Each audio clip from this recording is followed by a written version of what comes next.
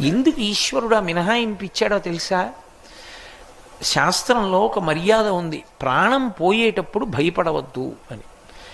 వెళ్ళిపోవాలి, తప్పదు, శరీరం విడిచిపెట్టాలి. ప్రాణం లేచిపోతున్నాయి, ప్రాణాలు, శరీరం పడిపోతోందని అనుమానం వస్తే చడి చప్పుడు లేకుండా వెళ్ళి తులసికోట దగ్గర కూర్చోమ్మని చెప్పింది. తులసికోట దగ్గర కూర్చుని తులసికోట మొదట్లో ఉన్నటువంటి మన్ను నల్లపూసంత చేసుకుని ముందు నోట్లో వేసేసుకోవాలి. అలా వేసుకుంటే ఏమవుతుందంటే ఆ క్షణం వరకు చేసిన పాపములు నశించిపోతాయి. తీర్థస్నానం అయిపోయింది. ఈ బ్రహ్మాండములలో ఉన్న సమస్త తీర్థముల యందు గురుంకులిడ్డాడు. ఇప్పుడు తులసి కోటను ఒకసారి ముట్టుకుంటాడు ఇలా చెట్టుని. ఎందుకో తెలుసా? యన్మూలే సర్వతీర్థాని యన్మధ్యే సర్వదేవతై. 33 కోట్ల మంది దేవతలు తులసి చెట్టు కొమ్మల మధ్యలో సూక్ష్మ రూపాలలో ఉంటారు. అందుకని తులసి చెట్టు మధ్యలో